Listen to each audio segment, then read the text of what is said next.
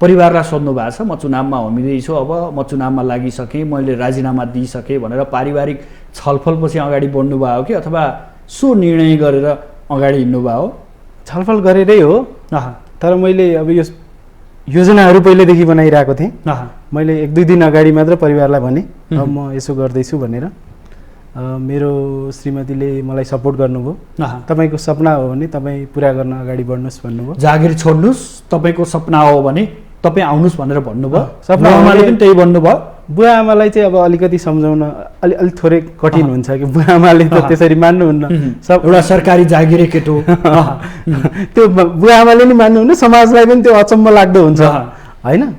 तर मैले उहाँहरूलाई यो निश्चिन्त गराएँ कि उहाँहरूले डराउने भनेको कस्तो अवस्था भने हार्यो भने के गर्ने, के गरेर खाने, चिन्ता चाहिँ त्यहाँनिर त्यो हुन्छ। मैले उहाँहरूलाई यो निश्चिन्त गराएँ कि म यति उमेरको मान्छे, म जसरी पनि खान सक्छु। राजनीति र प्राविधिक अध्ययन कता कता तालमेल त खाँदैन नि। त्यो चाहिँ यस्तो हो, मैले यो राजीनामा दिएर यो समाजलाई, राजनीतिलाई मात्र होइन समाजले एउटा सोच्ने शैली छ नि, त्यो त्यसमा नि बदलाव आओस् भनेर सोचेको छु कि खास त्यसैको लागि यो सेक्रिफाइस गरेको हो कि मैले। किनभने हाम्रो समाजले त्यस्तो मेन्टालिटी बनाएको छ कि उनीहरूलाई स्वतन्त्र रूपमा हुर्किन दिँदैन कि। एउटा फुललाई स्वतन्त्र पानी हाल्ने, मल हाल्ने, मलजल गर्न मिल्यो नि होइन, त्यसलाई हुर्काउन मिल्यो। तर कुनै हाँगालाई भाँचेर यता जाऊ उता जाऊ भन्न त मिल्दैन, मिलेन। त्यो त मरिहाल्छ फेरि। जसले फोहोर फाल्यो त्यो मान्छे चाहिँ अलिक पढे लेखेको मान्छे भन्ने बुझ्नुपर्ने अवस्था छ। बाटोमा जसले फोहोर फाल्छ, जसले ट्राफिक नियम उल्लङ्घन गर्छ, त्यो मान्छे ऊ चाहिँ पढे लेखेको छ पक्कै पनि। हामीले त्यस्तो समाज बनाउन खोजेको हो त होइन नि। हामीले बनाउन खोजेको त शिक्षित मान्छेले त नियम पालन गरोस् भन्ने हो नि त। शिक्षित मान्छेले फोहोर फेरि पनि सोधेँ, यहाँले बुदागत रूपमा भनिदिनुहोस्, मेरा एजेन्डा यो हुन्छन् हजुर र म यसरी अगाडि बढ्छु।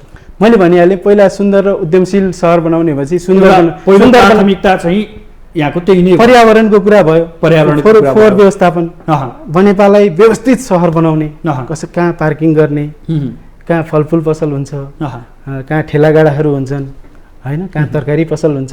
मनपरी छ नि त, छरिएर यत्र तत्र छन्, केही पनि व्यवस्थित छैन त्यो कुरा। त्यसलाई बनाउने, बनेपालाई उद्यमशील सहर बनाउने भनेपछि चाहिँ युवाहरूलाई स्वरोजगारमूलक तालिमहरू दिने, अनुदान दिने होइन, व्यावसायिक सिपहरू सिकाउने। त्यस्तो गऱ्यो भने हामीले कम्तीमा युवाहरूलाई चाहिँ विदेश जानबाट चाहिँ रोक्न सक्यौँ भने त्यो परिवारमा एकदम खुसीको कुरा हो कि। आजको हाम्रो समस्या यही हो जस्तो लाग्छ कि बिहे तपाईँ गरेको पर्सिपल्ट दुला विदेश जान्छ र दुलै पर्खेर बस्नुपर्छ होइन, त्यो अवस्था छ समाजमा। बुवा आमाले दसैँ तिहार चाडपर्वहरूमा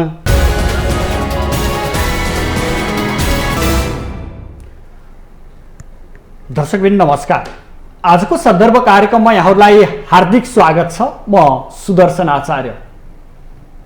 दर्शकबिन, यति बेला स्थानीय तहको निर्वाचन मिति घोषणा सँगसँगै चर्चा र परिचर्चा पनि बढिरहेको अवस्था छ।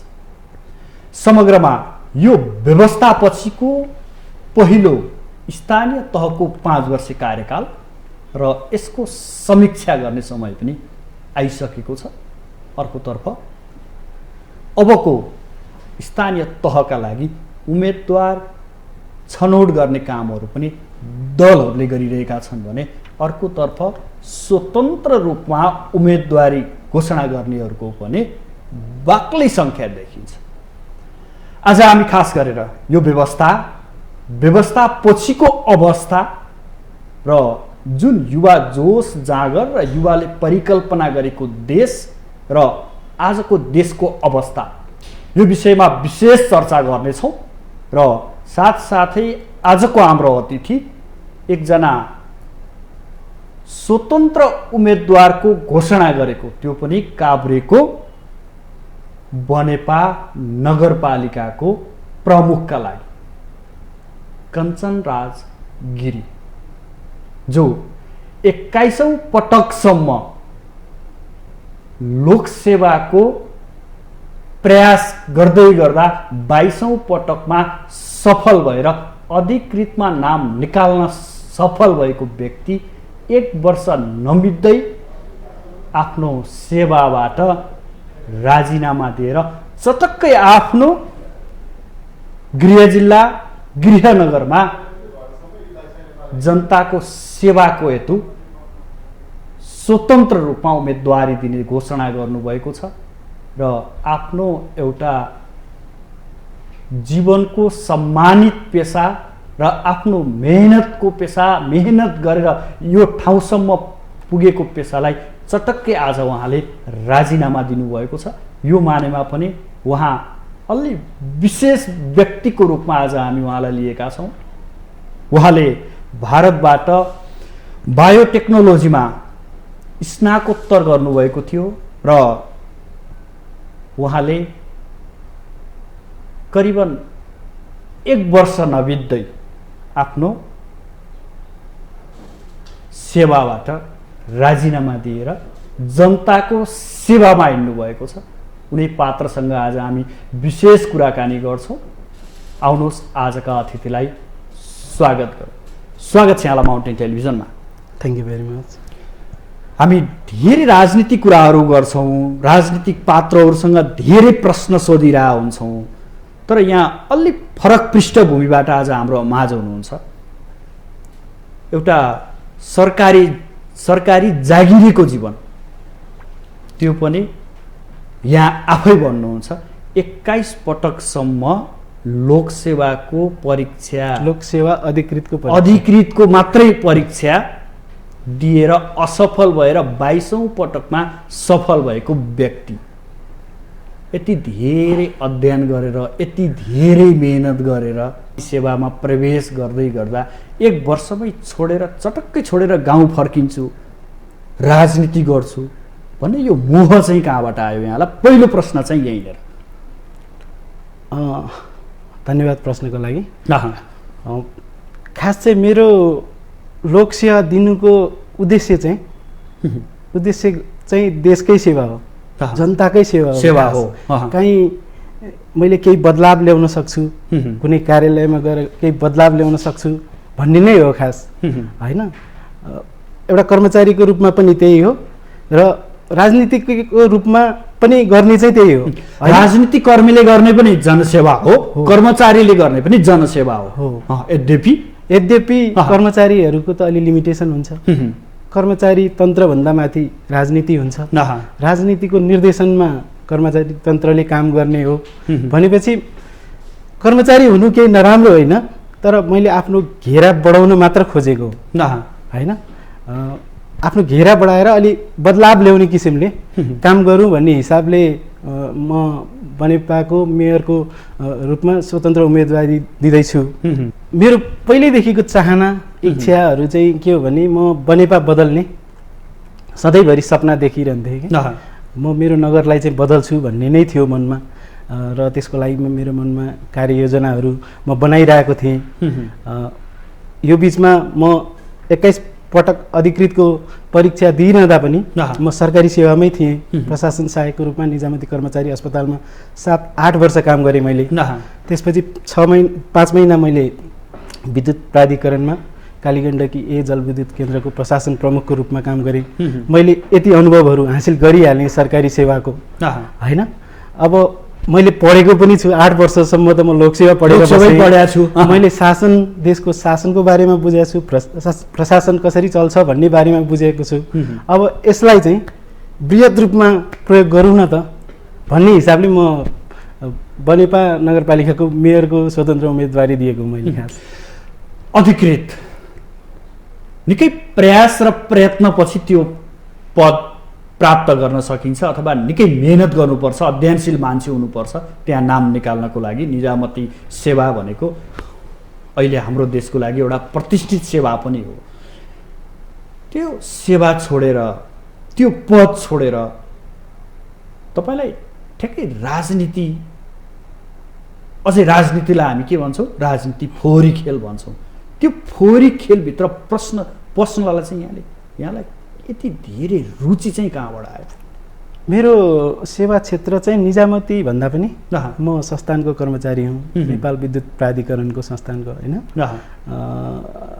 सरकारी सेवा नै हो खास हुन चाहिँ।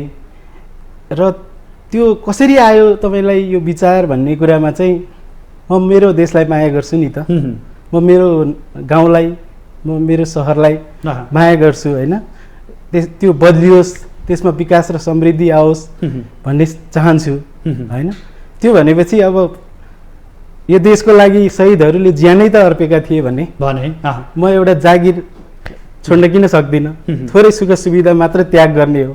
म यङ छु, होइन, भर्खरको मान्छे छु, घर परिवार चलाउनु पर्ला, हजुर, आफ्नो जिन्दगी अझै लामो छ त्यो चलाउनु पर्ला, हो, त्यति कुराहरू सबै त्यागेर राजनीतिमा गाह्रो हुँदैन? होइन, मैले रोजेको बाटो गाह्रै हो, असहज बाटै रोजेको हो। सजिलो बाटो रोजेर, नियमित गइरहेको बाटो रोजेर त हामी त्यही ठाउँमा त पुग्छौँ नि, जुन ठाउँमा अहिले हाम्रो देश छ, होइन, देशको दुर्दशा जुन ठाउँमा छ, हामी त्यही ठाउँमा पुग्नलाई त अब त्यही बाटो अहिले केही प्रणालीमा गए भयो। नयाँ ठाउँमा जानु छ भने नयाँ बाटो रोज्नु पर्यो। उसो भए भनिदिनु, बाटो असहज भनिदिनुहोस्। यहाँले त 21 पटकसम्म अधिकृतमा प्रयास किन गर्नु परेको थियो? राजनीतिमा हमिनु थियो भने त्यो नाम निकालिसकेपछि त्यो सरकारी जागिर किन छोड्नु परेको थियो? तपाईँ राजनीतिमा लाग्नु थियो भने, अनि सेवा प्रवेश गरेको 1 वर्ष नबित्दै तपाईँ फेरि सेवाबाट अलग्गिएर राजनीति गर्छु भन्दै किन हिँड्नु पर्यो? होइन, अध्ययन गरेको कुरा, सिकेको कुरा कहिले पनि खेर जाँदैन कि। त्यो मैले जे कुरा अध्ययन गरेको छु नि, त्यो चाहिँ अब काम लाग्छ नि त। अब मेयरको रूपमा म काम गरेर देखाउँछु नि त। मैले लोकसेवा पढ्दा के पढेँ? शासन प्रशासन पढेँ, सार्वजनिक सेवा प्रवाहलाई कसरी सुधार्ने भन्ने कुरा नै त पढेको हो मैले। भनेपछि अब त्यसको व्यवहारिक प्रयोग चाहिँ मैले यहाँबाट गर्न खोजेको हो, मेरो घेरा दायरा बढाउन खोजेको हो। अब मैले प्राधिकरणमा, जुन एउटा एकदमै प्राविधिक अफिस हो, अब त्यसमा प्रशासनमा बसेर मैले त्यहाँ गर्न सक्ने चेन्जहरूको, होइन, लिमिटेसन छ कि। भनेपछि म कोही मान्छेलाई चाहिँ यस्तो हुन्छ कि, होइन, ऊ आफ्नो जिम्मेवारी भन्दा उसले कम जिम्मेवारी पायो भने खुसी हुन सक्दैन कि। आफू धेरै गर्न चाहन्छ, सीमित घेराभित्र बस्यो भने आफैलाई कुसमुकुस हुन्छ। हो, खास त्यही भएको मलाई। त्यही भएर तपाईँ त नेपालमा पनि अध्ययन गर्नु भएन, तपाईँ भारतसम्म गएर अध्ययन गरेर उच्च शिक्षा हासिल गरेर आएको मान्छे, त्यो पनि प्राविधिक लाइनतर्फको। यहाँ राजनीति र प्राविधिक अध्ययन कता कता तालमेल त खाँदैन नि? त्यो चाहिँ यस्तो हो, मैले यो राजीनामा दिएर यो समाजलाई, राजनीतिलाई मात्र होइन, समाजले एउटा सोच्ने शैली छ नि, त्यो त्यसमा नि बदलाव आओस् भनेर सोचेको छु कि खास।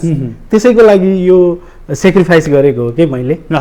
किनभने हाम्रो समाजले त्यस्तो मेन्टालिटी बनाएको छ कि उनीहरूलाई स्वतन्त्र रूपमा हुर्किन दिँदैन कि। एउटा फुललाई स्वतन्त्र पानी हाल्ने, मल हाल्ने, मलजल गर्न मिल्यो नि, होइन, त्यसलाई हुर्काउन मिल्यो।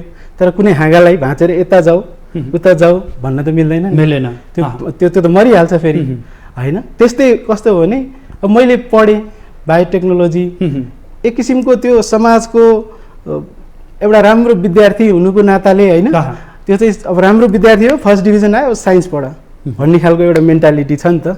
अब म 15-16 वर्षको उमेरमा त आफ्नो जीवनको चोइस त गर्न सक्दिनँ, होइन। गार्जेन चाहिन्थ्यो त्यो बेला, गार्जेन चाहिन्थ्यो। अब त्यो भनिदिने मान्छे कोही थिएनन्। अनि अब साइन्स पढौँ भन्ने भयो, फर्स्ट डिभिजन आएपछि साइन्स पढौँ भन्ने भयो, त्यतिकै पढ्यो। पढ्ने मान्छे थिएँ, मेहनत गर्ने मान्छे थिएँ, मेहनत गरेँ, सधैँ पास हुन्थेँ, त्यसमा केही समस्या थिएन। आइएससी गरेँ, बिएससी गरेँ, मास्टर्स गरेँ, अनि मास्टर्स गरेर फेरि अब त्यसपछि पिएचडी गरौँ भन्ने भयो। अनि पिएचडी गर्न म जर्मनी गएँ। अनि जर्मनी पनि पुग्नु भएको? म जर्मनी पिएचडी गर्न गएको थिएँ। प्री पिएचडी ट्रेनिङ हो कि त्यो, पिएचडीको लागि क्वालिफाई हुने ट्रेनिङ। त्यहाँ एकदमै विश्वस्तरीय न्युरोसाइन्स ल्याबमा मैले काम गर्ने मौका पाएँ। मैले त्यहाँबाट के थाहा पाएँ भने साइन्स मेरो फिल्डै होइन। मैले साइन्स वहाँ पुगेर बल्ल तपाईँलाई यहाँलाई अनुभूति चाहिँ वहाँ पुगेर भयो कि साइन्स मेरो फिल्ड होइन। म त्यहाँ क्वालिफाई नै हुन सकिनँ। त्यसपछि थाहा भयो यो साइन्स मेरो फिल्ड होइन। मलाई त्यहाँ काम गर्दा पनि त्यो रुचि नै नहुने कि साइन्स भनेको त खोजको विषय कुरा हो नि त होइन। त्यसमा अलि इन्ट्रेस्ट हुनु पऱ्यो नि त, खोज्ने रिसर्च गर्ने कुरामा। त्यसमा मेरो रुचि एकदमै म कहाँ फोकस छु, कुन सब्जेक्टमा म रिसर्च गरौँ भन्ने कुरा मलाई खासै म कम्प्लिकेटेड के पनि यहाँले एउटा अहिले हाम्रो नेपालको समाजको चरित्र पनि यहाँले थोरै बताउनु भयो हो। खुल्ला रूपमा मानसिकता के छ त आफ्नो बालबच्चाको अथवा आफ्ना सन्ततिको, त्यो कुरा हेरिँदैन कि नितान्त रूपमा मेरो छोरा अथवा मेरो छोरी यो बनिदियो हुन्थ्यो अथवा यस्तो व्यक्ति भएर निस्कियो भन्दै हुन्थ्यो, तर उसको मानसिकता चाहिँ फरक हुन्छ, यो समाजमा विद्यमान छ। यहाँले एउटा उदाहरण स्वयं यहाँ पनि आफै हुनुभयो। हेर्दाखेरि यति शालीन हुनुहुन्छ, अध्ययन छ हजुर, तर राजनीति तपाईँ जुन ठाउँमा स्वतन्त्र मेयरको उम्मेदवारीको घोषणा गर्नुभएको छ त्यहाँ वर्तमान अथवा विद्यमान राजनीतिक दलहरूको त हाबी नै छ। यो कता कता हाँसको समूहमा गएर म बकुल्ला त बन्दिनँ भन्ने जस्तो लाग्दैन? तपाईँ त अध्ययन गरेको मान्छे, शालीन मान्छे, बौद्धिक मान्छे, यो राजनीतिक परिवेशमा कतै घुस्दै गर्दा म पनि त्यही समूहमै विलय हुन्छु कि भन्ने लाग्दैन? होइन, मैले त यो कुरा सिकिसकेँ नि त। जसरी म पहिला त समाजले जे भन्यो त्यतैतिर लागेर अर्कै बाटोमा गइसकेका मान्छे हो नि त। तर म त्यो बाटोबाट होइन, म त त्यतापट्टिको मान्छे होइन नि। यहाँले फेरि स्वीकार्नुहुन्छ म बाटो बिराएकै मान्छे हो भनेर? त्यतिखेर आई मिन त्यो म साइन्स पढेर म जब प्री पिएचडी गर्न गएको थिएँ नि, त्यतिखेर त म सही बाटोमा गएको थिइनँ नि त। त्यो मेरो इन्ट्रेस्टहरू नभएको कुरा रहेछ नि त भन्ने जब मैले बुझेँ, त्यसपछि म फर्केँ र मैले केही गाउँघरमा त्यस्तै काम गरेँ कि त्यो चाहिँ अलिक सक्सेसफुल भयो कि। त्यो भनेको व्यवस्थापनको काम, म्यानेजमेन्ट गर्ने कि, म्यानेजमेन्ट गर्ने काम गर्दाखेरि अलि सक्सेसफुल भएँ। त्यसपछि मलाई लाग्यो म चाहिँ यतातिर ठिक छु कि, म प्रशासनतिर ठिक छु, यहाँनिर फिट हुन्छु, म फिट हुन्छु होइन, म यसमा चाहिँ राम्रो गर्न सक्छु। हाम्रो देशमा त अलिकति यो व्यवस्थापन त राम्रो गर्न नजान्ने रहेछन् होइन।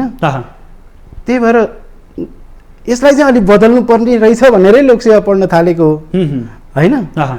अनि लोकसेवापछि अहिले अब यता भइहालेँ। अब मैले समाजको कुरा सुन्न छोडिसकेँ कि अरूले के भन्छ भन्ने कुरा सुन्यो भने आफ्नो बाटोमा हिँड्न सकिँदैन कि, अल्झिरहन्छ कि होइन। आफ्नो मनले के भन्छ, आफूले के चाहेको हो, आफ्नो सपना के हो, त्यो पुरा गर्न हिँड्नुपर्छ जस्तो लाग्छ मलाई। मैले यहाँलाई फेरि पनि दोहोऱ्याएँ, यहाँले बनेपा अथवा आफ्नो जन्मस्थानमा त्यहाँको नगरपालिकाको स्वतन्त्र उम्मेदवारको, मेयर पदको उम्मेदवारको घोषणा गर्नुभएको छ। राजनीति व्याप्त छ, निकै प्रतिस्पर्धा छ, त्यो बिचमा तपाईँ घुसेर त्यहाँबाट विजयी होला अथवा मेरो विचार त्यहाँ, मेरो एजेन्डा त्यहाँ लाद्न सकुला र साँच्चै जनतालाई परिवर्तनको किरण छर्न सकुला जस्तो लाग्छ? त्यो मलाई पक्कै पनि लाग्छ, किनभने म अहिले हिँडिरहेको बाटो नै फरक छ नि त होइन। मान्छेले नोटिस गर्ने खालको छ नि त होइन। त्यही भएर जनताले नोटिस गर्छन् होइन, मैले गरेको त्यागलाई पनि बुझ्छन् होइन। र उहाँहरू सधैँभरि विकल्प खोज्दै बस्नु भएको थियो होइन। विकल्प नभएर हामीले यिनीहरूलाई जिताउनु पर्यो, खराब मध्येमा पनि एउटा सबभन्दा कम खराबलाई छान्नु पर्यो भनिरहनु भएको थियो नि त। भनेपछि अब विकल्प त पाउनुभयो तपाईँहरूले।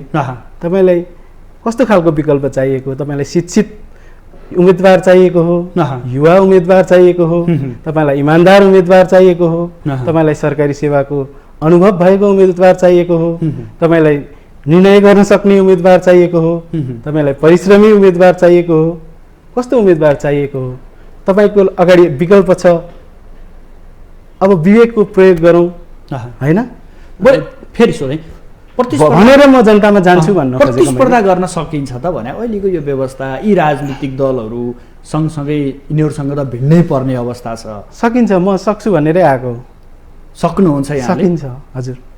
उसो भए मैले यहाँलाई सोधेँ, यहाँको पारिवारिक ब्याकग्राउन्ड हजुर र परिवारसँग जोडिएको राजनीतिक ब्याकग्राउन्ड कस्तो थियो? अथवा पारिवारिक राजनीतिको ब्याकग्राउन्डले यहाँलाई सानैदेखि यो क्षेत्रमा लाग्छु भने हो, अथवा कोही समाजमा देखेर समाजमा राजनीति गर्ने व्यक्तिहरूले गरेका काम कारबाही र उनीहरूको त्यहाँको भूमिका देखेर यहाँ राजनीतिमा प्रवेश गर्नुभयो?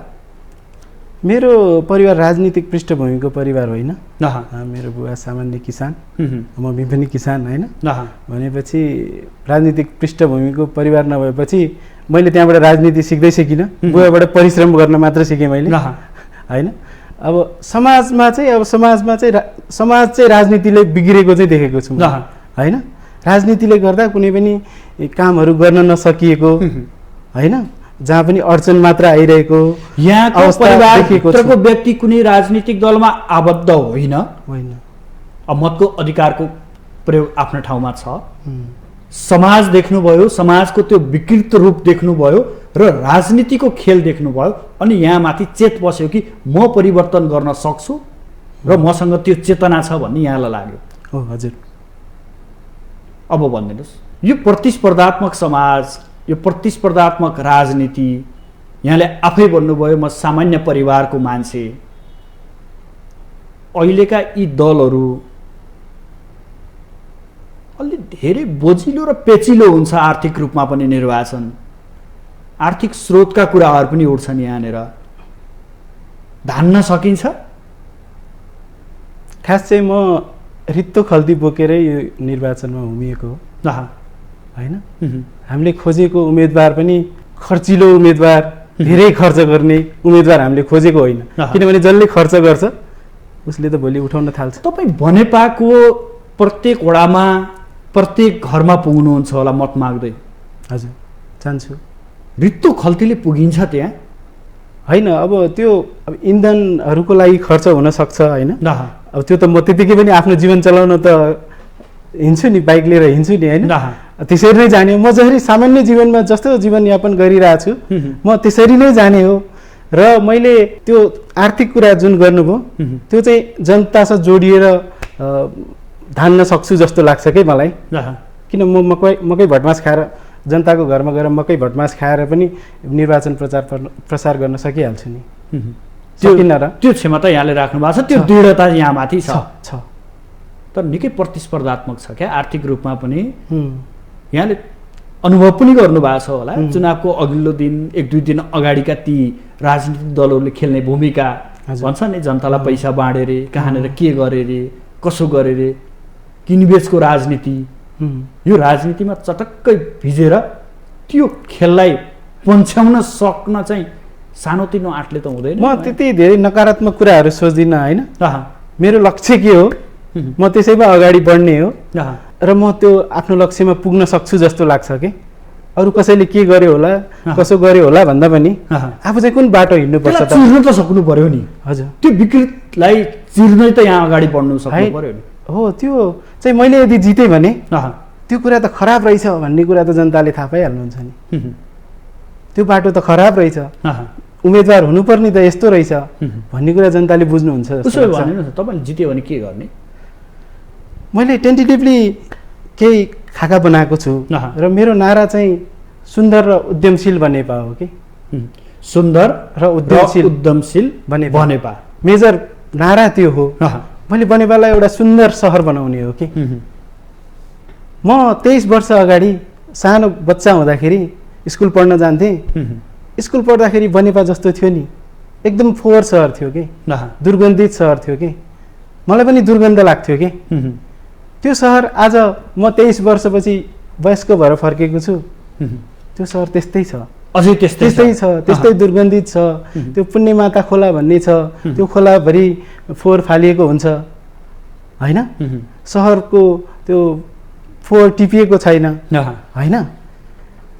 अनि हामीले एउटा सहरको फोहोर टिप्न सकेको छैनौँ भने अनि हामीले विकास र समृद्धि कसरी ल्याउन सक्छौँ?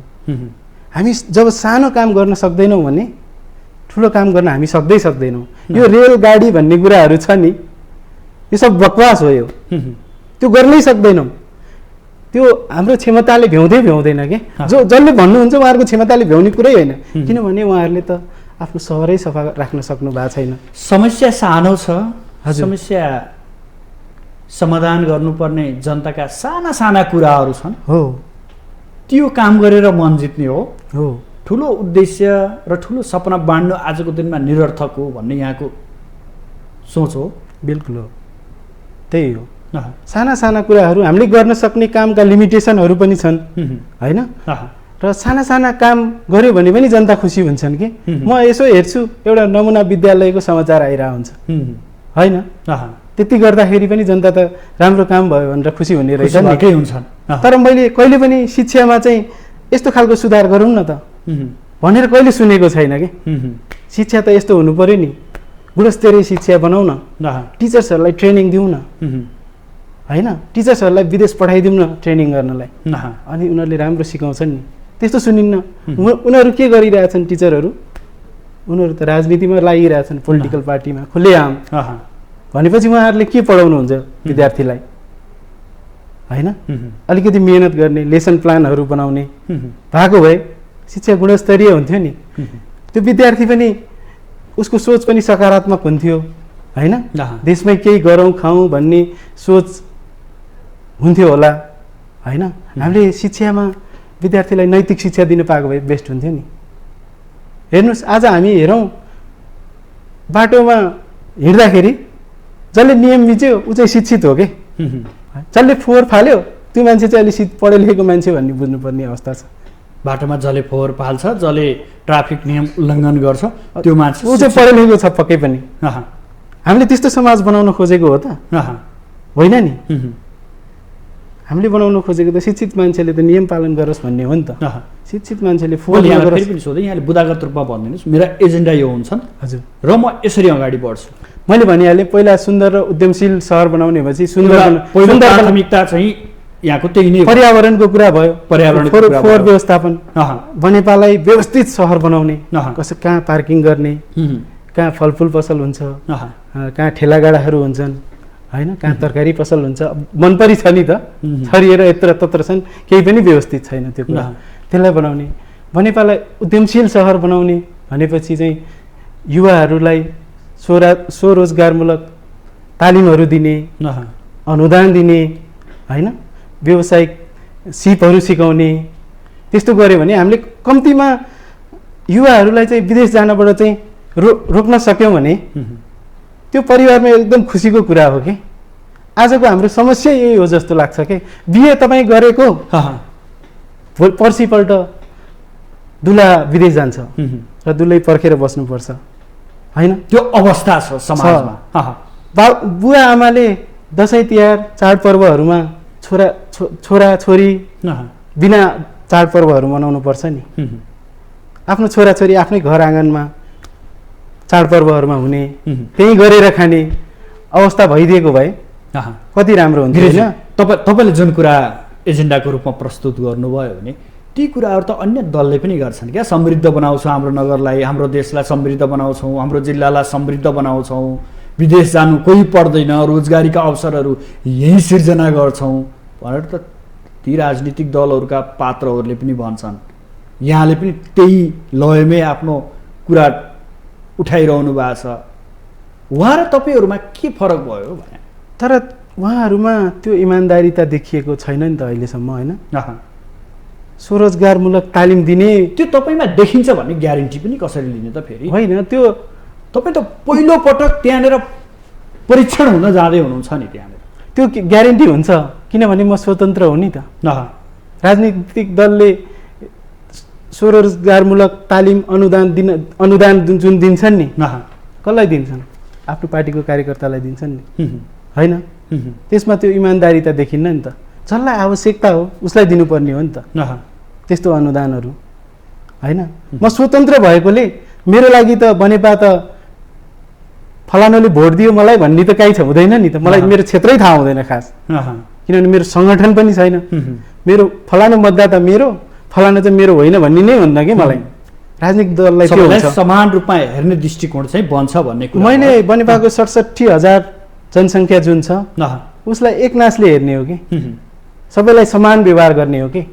मैले नगरको योजना बनाउँदा मैले 5 वर्ष योजना जुन बनाउँछु त्यसलाई समानुपातिक रूपले बनाउने, बजेटको विनियोजन समानुपातिक रूपले बाँड्ने हो कि मैले। अहिलेको राजनीतिक दलहरूले गर्ने कुरा के हो भने उहाँहरूको अरू केही गर्नुहुन्न। उहाँहरूले चाहिँ बजेट बाँड्ने मात्र काम गर्नुहुन्छ कि, योजनाहरू हुँदैनन् खासै के गर्ने भन्ने।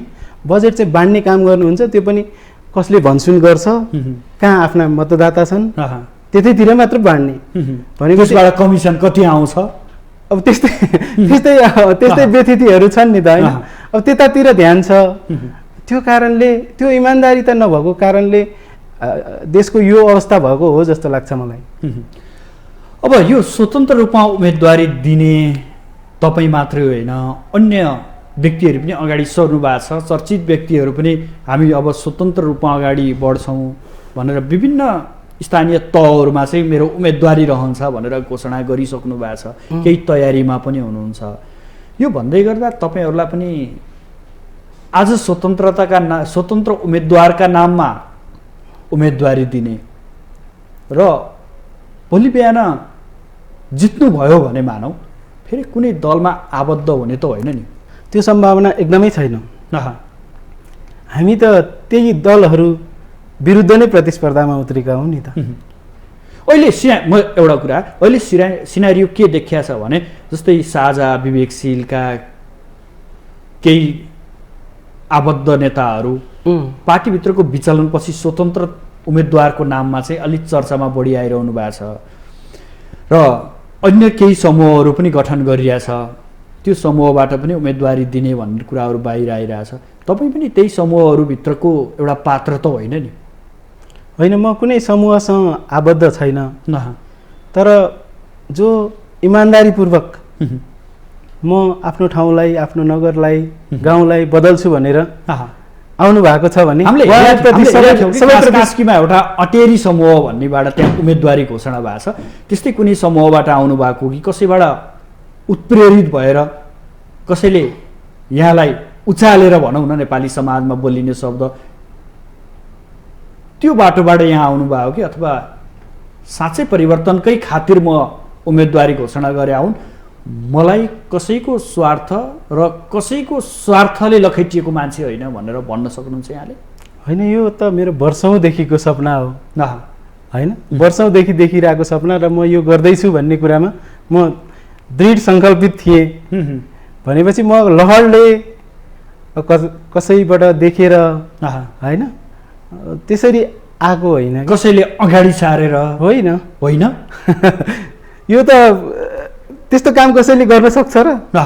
अरूको उक्साहटमा पुरै आफूले 9 वर्षदेखि 9 वर्ष मेहनत गरेर काठमाडौँको मेयरमा उम्मेदवारी केही दिन अगाडि उम्मेदवारी घोषणा गरेका व्यक्तिले नाम नभनौँ, उहाँहरूले फेरि फिर्ता लिएको पनि कसैले भन्नुभयो सबै साथीहरूको जोडबलमा मैले उम्मेदवारी घोषणा गरेँ तर अहिले फिर्ता लिएँ भनेर बोलेका उदाहरण पनि त देखिसकेका छन् यहाँ समाजमा। त्यो नेतृत्वको गुण होइन नि, नेताको गुण त्यस्तो हुँदैन कि। नेताले निर्णय गरेपछि त्यसरी फिर्ता गर्ने भन्ने हुँदैन कि। यहाँको हकमा त्यो लागू हुँदैन। परिवारलाई सोध्नु भएको छ, म चुनावमा होमिँदैछु, अब म चुनावमा लागिसकेँ, मैले राजीनामा दिइसकेँ भनेर पारिवारिक छलफलपछि अगाडि बढ्नु भयो कि अथवा सो निर्णय गरेर अगाडि हिँड्नुभयो? छलफल गरेरै हो, तर मैले अब यो योजनाहरू पहिलेदेखि बनाइरहेको थिएँ। मैले 1-2 दिन अगाडि मात्र परिवारलाई भने अब म यसो गर्दैछु भनेर। मेरो श्रीमतीले मलाई सपोर्ट गर्नुभयो, तपाईँको सपना हो भने तपाईँ पुरा गर्न अगाडि बढ्नुहोस् भन्नुभयो। जागिर छोड्नुहोस्, तपाईँको सपना हो भने तपाईँ आउनुहोस् भनेर भन्नुभयो। सपनाले पनि त्यही भन्नुभयो। बुवा आमालाई चाहिँ अब अलिकति सम्झाउन अलिक थोरै कठिन हुन्छ कि बुवा आमाले त त्यसरी मान्नुहुन्न, एउटा सरकारी जागिरे केटो त्यो बुवा आमाले नि मान्नुहुन्न, समाजलाई पनि त्यो अचम्म लाग्दो हुन्छ होइन।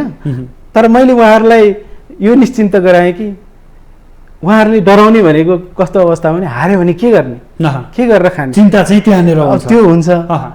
मैले उहाँहरूलाई यो निश्चिन्त गराएँ कि म यति उमेरको मान्छे, म जसरी पनि खान सक्छु होइन। फेरि हाम्रो म जितेँ भने समाज बदल्छु भने बदल्छु, हारेँ भने पनि सामान्य खान सक्छु, सामान्य जीवन यापन गर्न म सक्छु भनेर आफ्नो परिवारलाई यहाँले कन्भिन्स गर्नुभएको छ हो। अलिक गाह्रो छ क्या भने परिवार समाजभित्र हाम्रो यो संस्कारभित्र हो अलि फरक विचार राखेर त्यहाँबाट उठ्नलाई अलि गाह्रो छ। तपाईँ यो घोषणा गरिसकेपछि आफ्नो परिवार समाजभित्र अथवा बनेपा नगरभित्र छिर्नुभयो? होइन, म अब भोलि जाँदैछु, भोलिदेखिबाट मेरो चुनावी अभियान सुरु हुन्छ। एक एक गरेर पाइला चाल्ने हो, मलाई गन्तव्य थाहा छ, तर बाटो सबै क्लियर त छैन। फोहोरहरू छ, त्यसलाई पन्छाउनु पर्ने छ। एक एक पाइला चालेरै अगाडि बढ्ने हो जीवनमा। एकैचोटि बाटो अप्ठ्यारो छ, सक्दिनँ कि क्या हो भनेर यहाँ बस्ने हो भने त अगाडि बढ्नै सकिँदैन नि। एक एक पाइला चाल्दै अगाडि बढ्छु, सबै वडाहरूमा पुग्छु, आफ्नो एजेन्डा राख्छु र जित्छु, अनि बनेपा बदल्छु भन्ने मलाई आत्मविश्वास छ। यहाँले जब घोषणा गर्नुभयो नि औपचारिक रूपमा सामाजिक सञ्जालहरूमा अथवा मिडियाहरूमा बोल्न थाल्नुभयो नि, त्यसपछि यहाँलाई व्यक्तिगत रूपमा टेलिफोनहरू पनि आयो होलान् अथवा प्रत्यक्ष रूपमा साथीभाइहरूले पनि भेटेको अवस्था होला, प्रतिक्रिया चाहिँ कस्तो आइरहेको छ? होइन, धेरैले चिन्ता व्यक्त गर्नुभएको छ, धेरैले चिन्ता व्यक्त गर्नुभयो। उहाँहरूको माया हो त्यो, होइन सक्दैनस् कि भन्नुभएको छ? होइन, उहाँहरूको माया प्रेम यस्तो सजिलो जीवन छोडेर अब यो त अप्ठ्यारो बाटोतिर गइरहेको हो नि त, भनेपछि त्यस्तो अप्ठ्यारो बाटोमा त किन जान्छौ, यस्तो सजिलै बाटोमा ठिकै छ त, लाइफ त चलिरहेछ भनेर भन्नुभयो, होइन। मैले चाहिँ सोचेँ हो सुख सुविधाको जीवन छ मसँग, सुखको सुविधाको जीवन छ। अब म जुन कार्यालयमा काम गरेको छु, होइन, त्यहाँ आफ्नै किसिमका व्यतिथिहरू छन्, लिमिटेसन छ, मैले केही गर्नै सक्दिनँ कि त्यहाँ इन्टरभेन्सन गर्न चाहेर पनि गर्न नसक्ने, इन्टरभेन्सन गर्न नसक्ने अवस्था, मन नलागी काम गर्नुपर्ने अवस्था भयो भने त्यो जीवन जस्तो भयो त, होइन। त्यो त एउटा सुनको पिजडामा थुनिएको चरा जस्तो भयो नि, होइन। सबै कुरा प्राप्त छ उसलाई, सबै सुख सुविधा प्राप्त छ, तर ऊ कैद छ, होइन। भनेपछि चरा भनेको खुल्ला आकाशमा उड्न चाहनुभयो, चरा भनेको त खुल्ला आकाशमा उड्ने कुरा हो नि त, आफ्नो सपना पछ्याउने हो नि त। आफूले गर्न चाहेको काम गर्न पायो भने भयो वास्तविक जीवनको मजा आउँछ। यहाँले जसरी उम्मेदवारी घोषणा गर्नुभयो, औपचारिक रूपमा चाहिँ जागिरी जीवन छोडेर अगाडि हिँड्नुभयो, त्यसपछि अलि बढी चिन्ताका टेलिफोनहरू र भेट्ने साथीहरूले चाहिँ अलि चिन्ता चाहिँ जाहेर गर्नुभयो, चिन्ता जाहेर गर्नुभयो। र मैले यसरी गरी हामी कायर बन्नु हुँदैन, होइन, हामी निडर बन्नुपर्छ, सपना देख्नुपर्छ, होइन। जसले सपना देख्छ उसले मात्रै पुरा गर्न सक्छ, होइन। हो, यो यात्रा एकदमै रोमाञ्चक हुन्छ कि कहिलेकाहीँ मान्छे हाम्रो वरिपरि नहुन पनि सक्छन्, निराशा हुनसक्छ, होइन, कहिले अलिअलि हुन सक्छन्, कहिले दुःख हुनसक्छ, कहिले सुख हुन्छ, तर यो 1 महिनाको अवधि एकदमै रोमाञ्चक हुनेछ। त्यो नै वास्तविक जीवन हुन्छ मेरो जस्तो लाग्छ। यो कुरालाई मैले भोलि सम्झेँ भने पनि मलाई एकदम आनन्द हुन्छ कि कहिले पनि आत्मग्लानि हुँदैन कि मैले देश बदल्ने एउटा, आफ्नो नगर बदल्ने एउटा प्रयास त गरेको हो नि त, होइन। म सफल भइनँ, ठिकै छ, तर मैले प्रयास त गरेको थिएँ नि त भन्ने त्यो सन्तुष्टिले नै आफूलाई एकदमै खुसी मिल्छ, आफ्नो जीवन सार्थक भएको अनुभूति हुन्छ जस्तो लागेर हो कि मैले यो सोचेँ। अर्को कुरा, अधिकांश अहिले तपाईँ हाम्रो उमेर समूहका युवाहरू विदेशमा आउनुहुन्छ, विदेशमा बस्ने युवाहरूको प्रतिक्रिया चाहिँ कस्तो आयो यहाँलाई? पक्कै पनि त्यहाँबाट पनि केही कुराहरू आइरह्यो होला। अनि विदेशबाट भनेर ठ्याक्कै मैले अब कसले स्वदेशबाट गर्यो अथवा विदेशबाट गर्यो भन्ने चाहिँ मैले आफ्नो चिन्जानभित्रको अथवा परिवारभित्रको कोही व्यक्ति, समाजभित्रको कोही व्यक्तिहरू हुनुहुन्छ होला, कोही हेरी छ। अब विदेशबाट गर्नेहरूले नि अलिकति यो ठुलै मुभ हो, बिग मुभ हो भनेर त भन्नुभएको छ, होइन। कतिले धेरैले बधाई पनि दिनुभएको छ, होइन, किनभने यस्तो फरक बाटो हिँड्दाखेरि साथ दिनेहरू पनि हुनुहुन्छ, हौसला दिनेहरू पनि हुनुहुन्छ, सही बाटोमा लाग्यो भन्नेहरू पनि हुनुहुन्छ। अब त्यो मैले त्यो दुई थरी प्रतिक्रियाहरू आउँछ भन्ने सोचेकै थिएँ, त्यसलाई म सहज रूपमा लिन्छु जस्तै लाग्थ्यो। तपाईँलाई यो निर्णय गर्दा भोलि कुनै दिन पछुतो त लाग्ने होइन? होइन, मैले अहिले भर्खरै भने मलाई सन्तुष्टि मिल्छ जस्तो लाग्छ। मलाई पछुतो लाग्दैन यहाँलाई? लाग्दैन। अब म राष्ट्रिय राजनीतिका कुराकानी गर्छु। वर्तमान राजनीतिक अवस्था र व्यवस्थालाई यहाँले कसरी निहाल्नु भएको छ? अब त यहाँ त एउटा समाज बदल्छु, आफ्नो नगर बदल्छु र नागरिकलाई अलि समृद्ध बनाउँछु, अलि फरक तरिकाले हिँड्न सिकाउँछु भनेर अगाडि पाइला चालिसकेको व्यक्ति अहिलेको राजनीतिक पृष्ठभूमि, वर्तमान राजनीतिक दलहरूलाई चाहिँ यहाँले हेर्ने चस्मा चाहिँ कस्तो छ? मलाई चाहिँ खासै म त्यति धेरै नकारात्मक राजनीतिक दलहरू यस्तो उस्तो भन्ने त्यस्तो मान्छे होइन कि म त्यसरी सोच्दिनँ। गाली नगरौ न, भोलि बनेपामा गएर मलाई टिकट देऊ भन्नु परेछ सबैलाई, त्यो भएर नबोल्या हो कि तपाईँ? होइन होइन, मैले चाहिँ के सोध्छु भने उहाँहरूले त्यही गर्नुभयो, उहाँहरू सक्नुहुन्थ्यो, उहाँहरूले आफ्नो जे जान्नु भएको थियो, जे आफ्नो क्षमता थियो त्यही गर्नुभयो होइन। अब यसमा पछुतो मानेर अहिले पछुतो मानेर त हुँदैन नि त। तर अब आउने दिनहरू चाहिँ हामीले कसरी सुन्दर बनाउने होइन, देशको भविष्य उज्जवल कसरी हुन्छ भन्नेतिर लाग्नुपर्छ जस्तो लाग्छ। तपाईँले यो अहिलेको व्यवस्था, अहिलेका राजनीतिक दल, तिनीहरूको भूमिका, तिनीहरूको काम गराइ प्रति यहाँ सन्तुष्ट हुनुहुन्थ्यो भने यही परिवर्तन ठिक छ त तपाईँ किन फेरि उम्मेदवार बनेर अगाडि सर्नु पर्यो, अथवा यिनीहरूले सकेनन् म गर्छु भनेर किन अगाडि बढ्नु पर्यो त उसो भए? होइन, सन्तुष्ट त मैले भनेको होइन नि त। सन्तुष्ट त कहाँ सन्तुष्ट हुनु, 20औं लाख युवाहरू बाहिर गएर काम गर्नु परेको छ, यहाँ बस्ने युवाहरूलाई सकेसम्म बाहिरै जानु परेको छ होइन। अब एउटा साधारण सरसफाइ फोहोर मैला व्यवस्थापन हामीले गर्न सकेको छैनौँ, सन्तुष्टि त कसरी सन्तुष्ट छु र? त्यो सन्तुष्ट छैन म। के देखेर लाग्नुभयो त उसो भए? अब समाजलाई नयाँ बाटो लानुपर्छ, अब राजनीतिलाई पनि नयाँ बाटो लानुपर्छ भनेरै यो बाटो आएको। उसो भए त यहाँले भन्न सक्नु पर्यो नि अहिलेको व्यवस्था, अहिलेका राजनीतिक दलहरू यिनीहरू ठिक छैनन् है, होइन सक्नु पर्यो नि यहाँले फेरि। होइन, तर मैले गाली गर्न नचाहेको, समाजले यो म सामाजिक सञ्जालमा देख्छु एकदमै गाली गर्ने होइन, राजनीतिक दलहरूलाई गाली गर्ने, एकले अर्कालाई देखि नसक्ने होइन, त्यस्तो गरेको देख्छु। त्यसरी यो समाज नै त्यस्तो हुनु हुँदैन कि खास। यो समाज जुन बाटो गइरहेको छ नि त्यो नै एकदमै सभ्य बाटो होइन कि हो। त्यही भएर हामीले अब सुध्रिनेतिर जानुपर्छ, उहाँहरूलाई पनि सुधार्ने हो नि त हामीले। अहिले उहाँहरूलाई नै दुश्मन बनाएर कसरी अगाडि बढ्ने, उहाँहरूलाई पनि साथ लिएर जाने हो अब हामी। अब ती राजनीतिक दलका जो कार्यकर्ता हुनुहुन्छ उहाँहरू नि विवेकशील हुनुहुन्छ नि, उहाँहरूको नि सोच बदल्ने हो। उनीहरूप्रति नकारात्मक टिका टिप्पणी गरेर उनीहरूलाई थप खिन्नता बनाउने होइन। धेरैजसो राजनीतिक दलमा कार्यकर्ताहरू इमान्दार पनि छन् नि, छैनन् र? इमान्दार कार्यकर्ता, देश बदलौँ भन्ने खालको मेन्टालिटी भएको मान्छेहरू छैनन् जस्तो मलाई लाग्दैन। छन्, त्यस्ता मान्छेहरू पनि छन्, तर अब उनीहरू खुम्चिएर बसेका छन् कि राजनीतिक दलभित्र खुम्चिएर बसेका छन्, उनीहरूको सम्भावनाहरू खुम्चिएको छ, उनीहरूले केही गर्न नसक्ने अवस्था भएको अवस्था पनि छ कि। उसो भए यहाँ बनेपा जाँदै गर्दा यहाँका अघि पछि यहाँको विचारसँग आबद्ध भएर यहाँको विचार, यहाँको भिजन मन पराएर अगाडि पछाडि लाग्ने युवाहरूको जमात देख्न पाइन्छ? हुन्छ, पक्कै पनि हुन्छ। युवाहरूले मलाई साथ दिन आउनुहुन्छ जस्तो लाग्छ मलाई। बनेपाका युवाहरू जो बनेपाको अवस्था देखेर आह्वान गर्नु भएको छ कि छैन?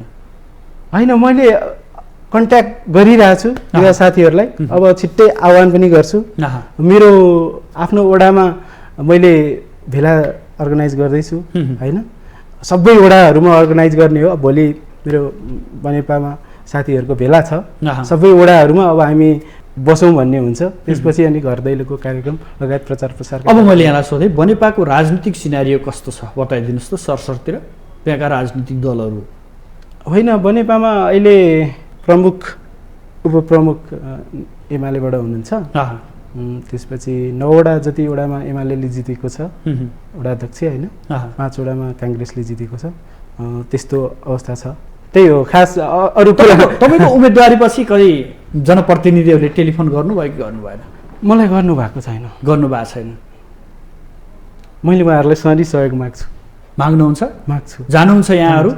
मलाई त लाग्छ ती राजनीतिक दलहरूमा नि यस्ता कार्यकर्ता छन् जो विकल्प खोजेर बसिरहेका छन् कि जसलाई त्यहाँ उकुस मुकुस भइरहेको छ कि उहाँहरू पनि मलाई साथ दिन आउनुहुन्छ भन्ने भेल छोप्छु भन्ने लाग्यो हो यहाँलाई? हो, त्यो विश्वास छ कि मलाई। त्यहाँनिर वितृष्णा भएर बसेका व्यक्तिहरू, इमान्दार व्यक्तिहरू हो, तिनीहरूलाई म समाउन सक्छु, हो मुठीमा लिन सक्छु र परिवर्तन गर्न सक्छु भन्ने यहाँको आँट र साहस हो आजको दिनमा। हो, मलाई त के लाग्छ भने यो राजनीतिक दलका कार्यकर्ताहरू जो छन् नि उहाँहरूमाथि पनि ठुलो अन्याय भएको छ कि राजनीतिक दलहरूले ठुलो अन्याय गर्नुभएको छ कि। मैले यसो देख्छु, जिन्दगीभर पार्टीको झोला बोकेर हिँड्यो होइन, अनि सबैले झोले भन्छन् होइन, त्यस्तो नकारात्मक टिका टिप्पणीहरू आउँछ, उनीहरू लागिरहेको हुन्छन्, लास्टमा राजनीतिक दलले टिकट अर्कै व्यापारीलाई दिइदिन्छ होइन। अस्ति वाम गठबन्धन भन्दै कार्यकर्ताहरूले भोट माग्नुभयो नि त जनतासँग होइन, अब वाम गठबन्धन गरेर हामी विकास र समृद्धि ल्याउँछौँ यो देशमा भन्नुभयो नि, अनि सरकार त 3 महिनामै चेट, कार्यकर्ताले कुन मुख लिएर जनता सामु जाने। अर्को माओवादी कार्यकर्ताहरू हुनुहुन्छ नि, उहाँहरू त देशमा अग्रगामी परिवर्तन ल्याउने भन्दै जनयुद्ध लड्नु भएको हो नि त, उहाँहरूले 17,000 मान्छे मरेको भन्ने त्यो दोष खेप्नु परेको छ नि त, त्यो पीडा छ नि त। तर नेताहरू कस्तो अवस्थामा छन् होइन, सुख सयलमा छन् नि। अस्ति भर्खरै एमसिसीको सन्दर्भमा हेर्नुहोस्, कार्यकर्ताहरूको टाउको फुट्यो सडकमा, सामाजिक सञ्जालमा उनीहरू कति बोले, आक्रोशित थिए बोले, तर लास्टमा एमसिसी पास गरिदिए व्याख्यात्मक घोषणा भन्दै होइन। अर्को पार्टी हाम्रो छ नि राप्रपा, अब उहाँहरू राज संस्था बोकेर हिँड्नुभयो, कति मण्डलीको ट्याग भिर्नुभयो, मण्डली भने उहाँहरूलाई, लास्टमा त जो राप्रपाको संस्थापक हुनुहुन्थ्यो उहाँले त पार्टी छोडेर त्यो एजेन्डै छोडेर अर्कै पार्टी खोल्नु। विकृत हेर्नु त, कार्यकर्तामाथि नै कति अन्य, कार्यकर्तालाई नै बेइमान जस्तो बनाइएको छ कि। अनि त्यसपछि ती मान्छेहरू उहाँहरूले नि विकल्प खोज्नु भएको होला नि त, उहाँहरूलाई नि राम्रो मान्छे राजनीतिमा आइदिए हुन्थ्यो भन्ने सोच होला नि होइन। उहाँहरूको पनि त परिवार छ, उहाँहरूको सन्तान पनि भोलि यो देशमा गरी खान नसकेर विदेश जानुपर्ने हुन्छ, उहाँले पक्कै पनि आफ्नो सन्तानको बारेमा सोच्नुहुन्छ, आफ्नो अभिभावकको स्वास्थ्य स्थितिको बारेमा सोच्नुहुन्छ होइन। उपचार गर्न नपाएर मान्छे मर्नुपर्ने अवस्था छ भनेपछि म उहाँहरूको नि मन बदल्न सक्छु र युवाको साथ लिएर म अगाडि बढ्न सक्छु भनेरै यति गरेर, यति यो जागिर छोडेर, यो मेरो सुख सुविधाहरू छोडेर त्यागेर म राजनीतिमा आएको। अब समग्रमा देशको अवस्था कस्तो देख्नुहुन्छ? अब युवाहरूमा एवारनेस जागरण चाहिँ आइरहेको छ होइन, अब विकल्प चाहिन्छ भन्ने युवाहरूको सोच छ अब होइन। अब उम्मेदवारको रूपमा उठिरहनु भएको छ युवाहरू, साहस गर्नुभएको छ त्यो होइन, उम्मेदवारको रूपमा उठ्ने साहस गर्नुभएको छ। मलाई लाग्छ अब अरू युवाहरूले उहाँहरूलाई मत दिने साहस पनि गर्नुहुन्छ होइन।